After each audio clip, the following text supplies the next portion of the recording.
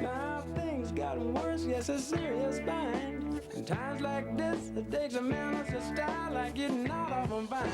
A doctor of the heart. Good day. I am H. Robert Silverstein, MD, for the Preventive Medicine Center and West Hartford Cable Access TV. This is the program Putting It All Together, and if you have any questions, please contact me here at 549-3444. That's the office of the Preventive Medicine Center. And obviously questions to West Hartford Cable TV about scheduling and so on, 561-1620.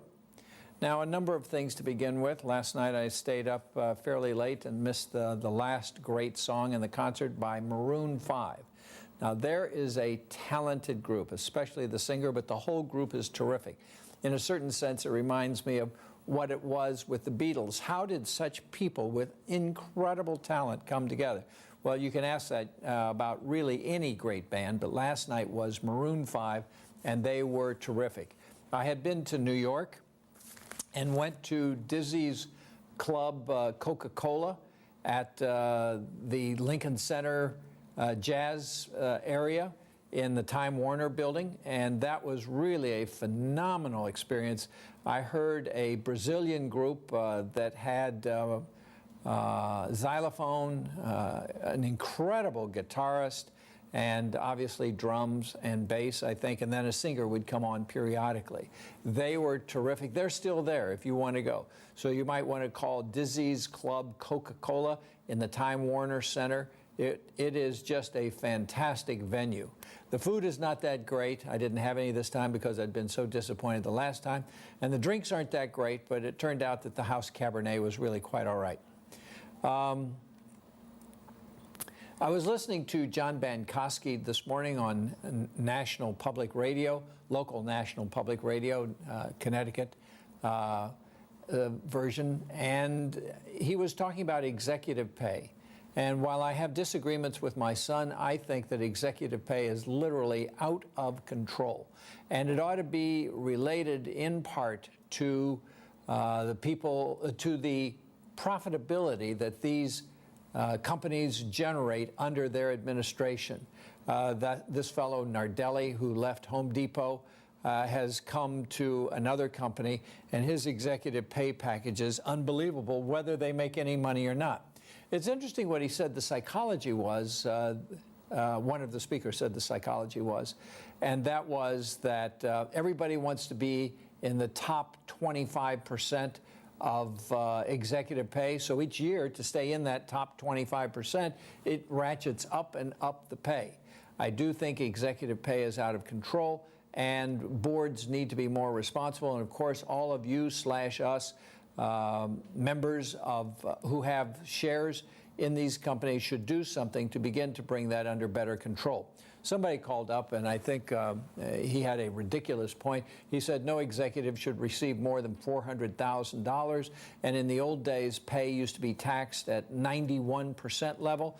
Both of these are counterproductive. I do think that people with really great talent who manage large corporations and do so successfully should be rewarded, and rewarded well. But the 20, 50, 100 million, several billion dollar pay packages to some of these executives is exorbitant and I think incorrect, and it should be handled in the legal fashion. Like right now, the people who are involved in hedge funds, there is some tax loophole which they are allowed to make huge amounts of money. And again, as long as it's legal, I have no issue with it. But I think that the government is working, the House, the Senate is working on ways of closing that loophole, as well they should.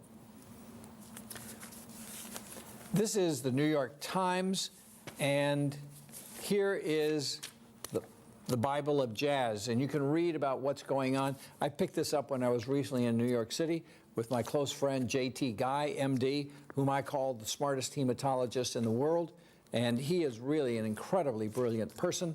So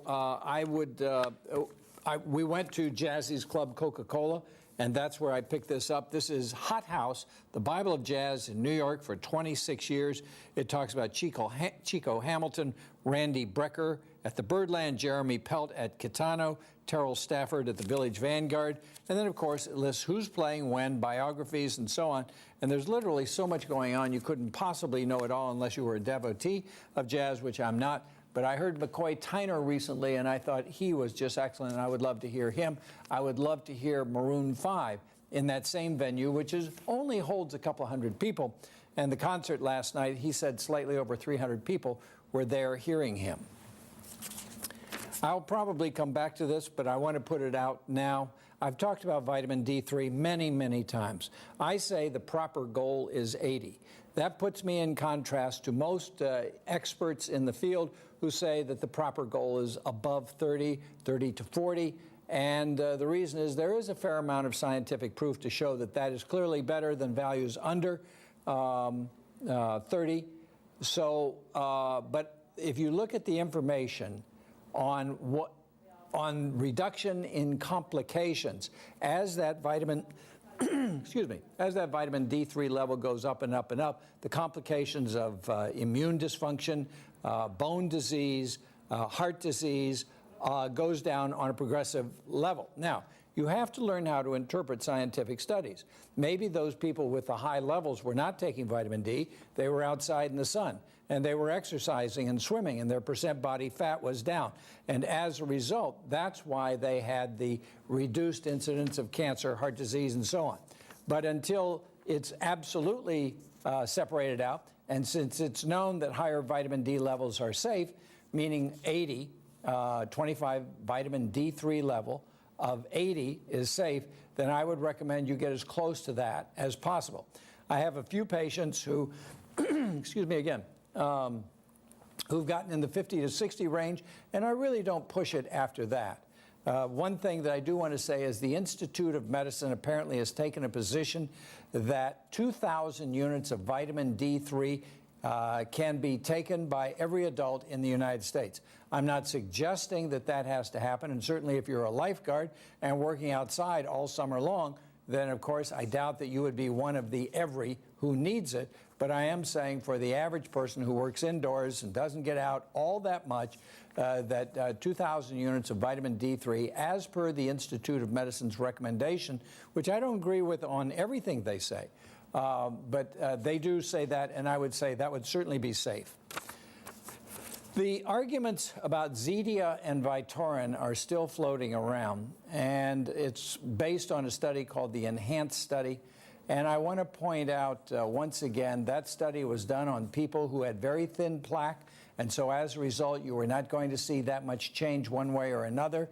The people who came out so virulent, particularly Steve Nissen, a leading American cardiologist, he came out very against the continuing use of Zetia and Vytorin when this study, ENHANCE, was released, as did the American College of Cardiology, which took a position that statins, meaning Lipitor, Crestor, Zocor, Vytorin, Lipitor, Crestor, Zocor,